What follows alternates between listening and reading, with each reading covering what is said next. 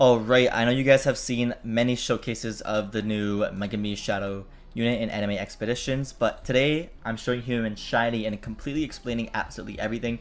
First, we're going to see the max amount of damage that we can actually get him at. Spawned in at 15, we're currently at 33.6 million damage because that was just what I was using for testing beforehand. Now, we're going to want to use the Shadow Realm, push it back, have it on auto. Divine Spirit is going to be constantly teleporting around the map because I already have him maxed out, doing as much damage as possible. This magical unit, Forbidden Teacher, ends up giving the extra damage to all the other enemies around Megumi. So if we just wait a little bit, we're going to be able to give all our buffs possible. Now, if we go to a Winged Spirit, which is right here, and relocate it over here to do just a bit more damage, by the time he completely gets out of the range, we should be doing realistically like 1.3 million damage. Again, give or take. That would be really good. That would be optimized. We just gotta sit here and wait a little bit longer. Sadly, it just keeps him out of the Shadow Realm range for a slight bit. But basically, we're going to stop it once he gets out of this range, and we're not going to do the Spirit General's range because that would go on for the entire map. Already hit 16 minutes, so we're going to stop it right there. We ended up getting 34.5 million damage, 34.65 million damage. So we did a total of 1,050,000 damage within a minute, and if we do the calculations for this, divided by 60, he does a total of 17.5k damage. Again, give or take per second, because you have to add up all the totals of his attack DPS, the Spirit Wolf's attack DPS, the Winged Spirit's attack DPS, and the Spirit General's total attack DPS. Now, we're gonna go through the passives and explain everything extremely easily. Basically, every upgrade, depending on which upgrade it is, the blue ones mean it's going to get a new passive, orange means that it's an attack, a new attack, and purple is a new ability. So at upgrade 3, you get the Winged Spirit, upgrade 5 is the Wolf Spirit, and at the, I believe it's, what's it called?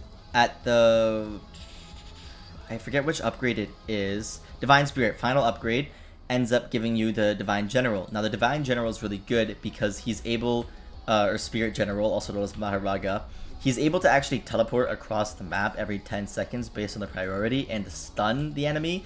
And on takedown, it increases damage by 1% up to 100%, meaning he'd be pretty good for infinite. The Winged Spirit's really good because you can constantly relocate it. Basically, again, it has infinite range across the entirety of the map, and again, it does do stun, and it does do a pretty hefty amount of damage, as you can see here. It does about 2.5k DPS, but it's mostly like the support you get from the status effect. Moving on to the Spirit Wolf, he actually has a couple upgrades you got to give him, but once maxed out, he ends up giving a bleed effect for 0.65% of his current times damage. So 65% of his current damage he will be using in a bleed, meaning his damage is not only 4.1k. If you add on the other damage from the bleeds, he's basically, you're looking at like almost 7k DPS.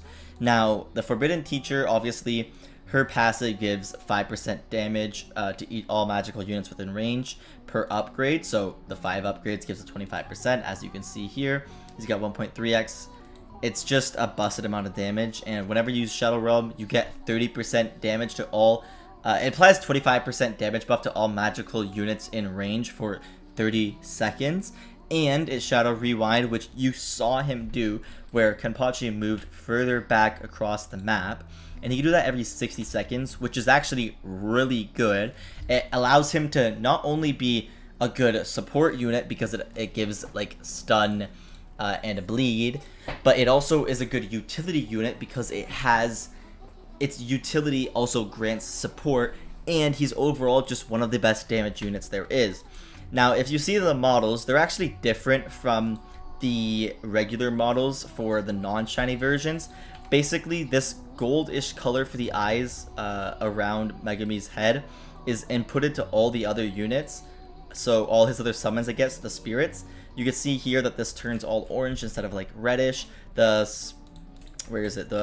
Winged Spirit is also like an orangish color, and when you go to the Spirit General, which I believe is at the back here, he actually gets like the orange colors as well, but he also gets like those, I don't know, I haven't read the manga, so I don't know what like all these eyes like spinning around on these like little chains are.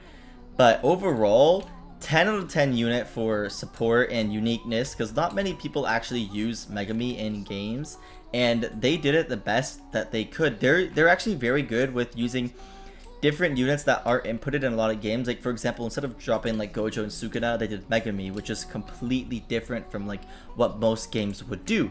Same thing for I believe it's called, I can't remember, the 7 Deadly Sins. There we go. Usually people do maybe Meliodas, but most likely than not they end up using Escanor in majority of the games. But in this game, they ended up adding units that were completely different. For example, I forget her name. She is the giant. I don't have her right now, but I'll show you her in units. She is right here, Lady Giant, and Gother, also known as the puppet in this game. And again, for One Piece, they added the String Demon. Another Gojo unit they added was Yuta, which is really good. Not Gojo, sorry, JJK unit is Yuta.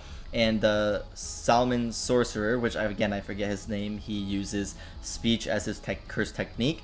But all in all, again, another One Piece unit they never use, Toymaker. Again, I'm just going to sum this up real quick. All in all, this game's really good. The units they add are very good. Megumi is absolutely busted. He does way more damage than any other unit. I do know I have Unbound on him. And I know I only have Forsaken on, let's say, for example, Kenpachi. But if you read his passives and you look at his total damage, even if you gave him the 350% damage buff, again, I know he's only level 23, so he'll get like some more damage. And I know I need his gear, things like that. His damage is only, I believe, if I did the calculations correct, about 8,500 compared to the 17,500, which is basically double that Megumi does. Now again, Yuta and Frieren are both very good units as well. With her damage in total, she's already doing like 1.1k, and she could do more with her overcharges, her arcane magic, etc. Same with Yuta with all his like summons in, etc. But as overall, Megumi is just absolutely busted. Kenpachi's a close second. And you could argue who does more damage, but Gother relatively just doesn't do as much damage as Yuta does, or Frieren. But the support he adds makes him like a viable unit. And that's everything, guys. I hope you enjoy and have a great day.